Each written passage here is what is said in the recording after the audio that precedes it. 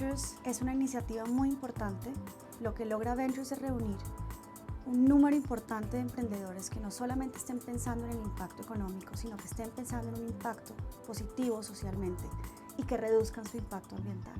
Cuando llegan los planes de negocios y cuando llegan las ideas, Ventures está pensando en un marco de desarrollo sostenible. El futuro del país necesita creación de empresas que tengan dentro de su nacimiento y dentro de sus inicios temas sociales y ambientales. Eso es fundamental para el país y por eso Ventures es muy importante apoyarlo y apoyar a los emprendedores que son el motor de nuestra economía.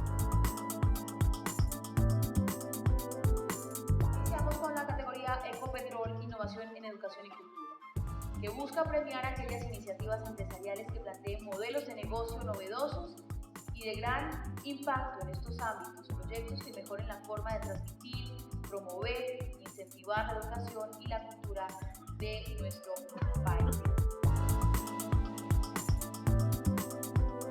Soy la directora de la Fundación Teatro Odeón. La Fundación Teatro Odeón es un proyecto de emprendimiento cultural. Básicamente nosotros tenemos acceso a un edificio emblemático de la ciudad que es el antiguo Teatro Popular de Bogotá. Nosotros decidimos tomar este espacio y recuperarlo a través de una programación cultural enfocada en el arte contemporáneo. Entonces tenemos programación de artes plásticas, programación de artes escénicas. La verdad estamos muy contentas y muy orgullosas de haber llegado hasta este momento. Todo el proceso ha sido un proceso muy importante para nosotros, un proceso de aprendizaje, un proceso de ver nuestra empresa, nuestra fundación con otros ojos. Represento el proyecto Rutas de la Guajiridad, ganador del segundo puesto en el concurso Ventures. Realmente estamos agradecidos con Dios e inmensamente felices de poder encontrar en este premio parte de los resultados de un trabajo que venimos haciendo durante 5 años en investigación como gestores culturales y hace 2 años en instituciones públicas, instituciones educativas a través de los talleres de identidad y patrimonio que tenemos en nuestro departamento La Guajira.